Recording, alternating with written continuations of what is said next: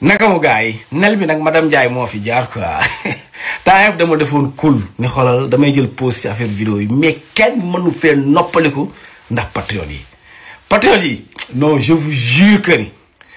bàyyi leen Abdou Karim Gueye xurum xàq mi ngeen di ràngati dama seetaan seen vidéo yi dama ree bàyyi leen ngóor si ngeen di ràngati Abdou Karim Gueye ci dof la jëm man maa leen ko wax dof man moom wax dëgg yàlla ay mbirum sa bëggatuma ci wax ndax xam naa ni ci yoonu dof la jëm gis ngeen que léegi salaire wu ministre yi lay lijjanti léegi xam nga temps yii Abass Fall génn na wax ni ministre yi 3 millions 900 la ñuy am léegi nag Abdou Karim Gueye day xool ni ministre yi léegi def nañ fii 10 mois 3 millions 900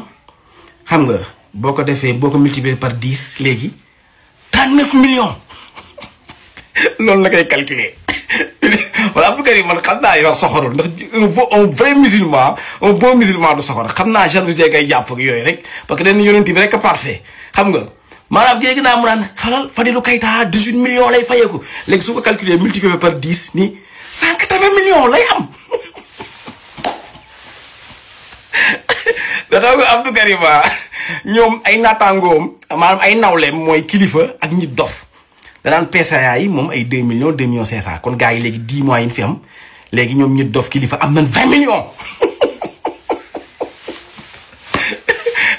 waaw ci dof la jëm xam nga Boy Latzo dafa doon def vidéo yi ba muy lijjanti copain bi ko waxoon ni par heure ñaata lay am ci euro Boy Lat dikkal lijjanti ñaata la copain bi war a am ba mujj gis ngeen ci mbedd yi mu yor ay sagar dof Abdou Karim nag buy lijjanti lii gars yi 10 mois yi fi am ku nekk loo war a am ci dof la yoonu dof la jëm loolu benn copain dem dafa ma envoyé audio quoi mais audio bi mënu ma ko teg dafa mere Abdou Karim ba daka saaga ci audio bi quoi moo tax mënu ma ko teg mënu ma mee yoro est-ce que xam nga ni Abdou Karim mii man ñàkkul nii borom ñaari tur yi dañ ko yónni quoi góor jigéen ñi ma ne nga lu tax mu ne may xoolal Sonko ak Diomaye ba nu falon Mélenchon ba mu ñëwee ba dem affaire borom ñaari tur góor jigéen déggoo kenn ku ko fi wax maanaam nekkul débat hors du jour kenn waxu ko fi xam nga mais nii muy def nii di ko soulever yor ay kay dem buntu ensemble man dama yaakaar seen promotion lay def maanaam day promouvoir mbirum góor jigéen ma ne ko déet waaye sa waaye di moom musulman yàlla tere waaye xam nga benn vidéo waxoon naa leen ni leen yàlla dafa suturaal Sénégal ci borom ñaari tur yi boo leen gisee adduna bi ñu koy légaliser nga gis sax Trump génn di ci wax mais Sénégal yàlla da leen suturaal borom ñaari tur yi xoolal à chaque fois bu ni dañuy gën a xat ci réew mi dañuy gis dañuy làqatu guddi la ñuy génn parfois sax ñu bett leen mais nit ñi duñ ci wax xam nga ñuy gën a xat te kenn dóoru leen kenn saagawu leen kenn traqué wu leen ci mbedd mais dañuy gën a xat